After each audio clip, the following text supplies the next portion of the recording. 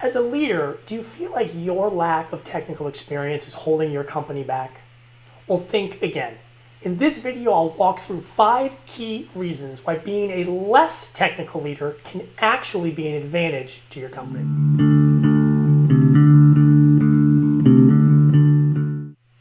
Hi, my name is Adam McGowan, Firefield's CEO. My day job is to help non-technical leaders harness technology to help grow, protect, or spark change in their businesses. I created Tech for the Exec to do the same for you. In this video, I'm going to show you 5 ways in which a non-tech exec can actually outperform their more technical peers. I've seen it happen from time to time in a pretty technical leader that he or she could have a bias that might cloud their judgment when it comes to making technical decisions. And sometimes non-tech execs can be free of those biases. So bias number 1, I call it the familiarity bias. So what I mean by that is that when something is a thing that you have a lot of experience with, you tend to be more inclined to want to do more of it. This happens all the time in technology projects. There's many technologies or tools or approaches to solve a particular problem, and many of them are better than others.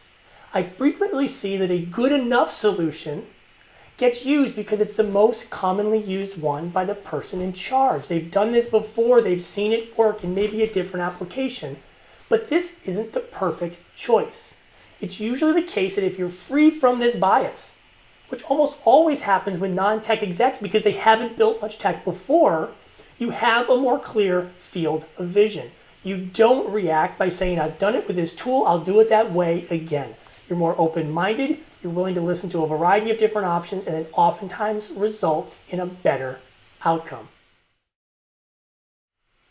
All right, the second bias, I call this the repetition bias. It's similar to the familiarity bias with a little bit of an adjustment. So the idea here is that when something's been seen before, simply do it again.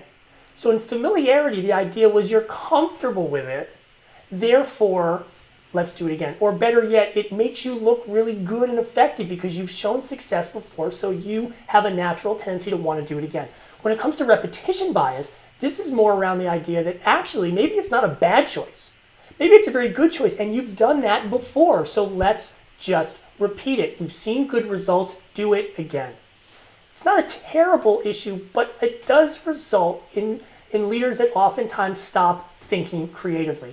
Even if that solution worked very well before, and even if it could work very well here, what else is available? This often stops people from thinking about the newest opportunities, the opportunities that can scale and grow and be more robust. So the argument here is to don't fall for the repetition bias and assume that success in the past translates to success in the future.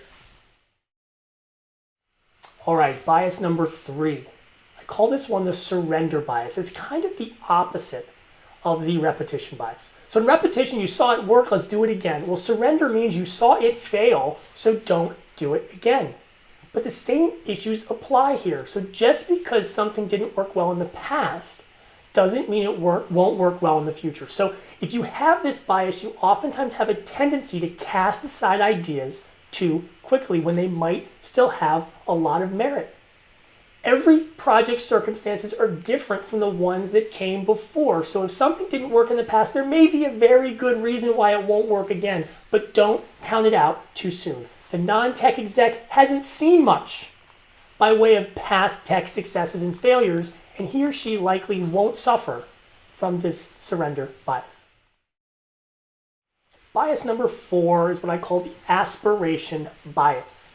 So what I mean by aspiration is that when you know what's possible technically, it's easy to let lots of new additional ideas get added to the project. See, I can aspire to do this even bigger thing, or, oh, look, we know the tech that could be used for this. And oftentimes you can get caught up in the excitement that, well, if we can do this, we know how to do a little bit more. You get a lot of what's called scope creep. Projects get larger and larger, more unwieldy, and the aspiration of something even bigger than what you need can bloat a project and make it much less effective than it could have been otherwise. If you're a non-tech exec who doesn't really know what's possible, you oftentimes don't let this level of aspiration bleed in. and you continue to ask the question, okay, that's great, but is it the right choice for us now? Keeping that perspective helps suppress this aspiration bias. All right, the fifth and final bias. I call this one the retention bias. What I mean by retention is that you keep the work and project for yourself. And I've seen this happen with technical execs, where they get very excited about a project. Some of their other biases like familiarity or repetition might come into play, and they find themselves getting overwhelmed because they want to participate in many aspects of the project. There's micromanagement involved, there's allocation of a lot of the work to themselves, and that can lead to clouded judgment at best and extremely slow execution at worst.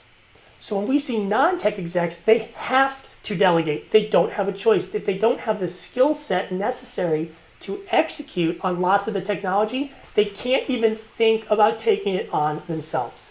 When it comes to leadership, the idea is to lead, not necessarily to do all the work. Particularly when you're trying to build something technical, if you can't delegate, you're never going to find success. And it's the technical leader who knows how to do it, oftentimes better than his or her peers or subordinates. They often tend to take the work on themselves, and that can be a big danger to the success of a technology project. This story has another side. Click this video to see how a lack of tech expertise can go the opposite way and actually put you at a disadvantage.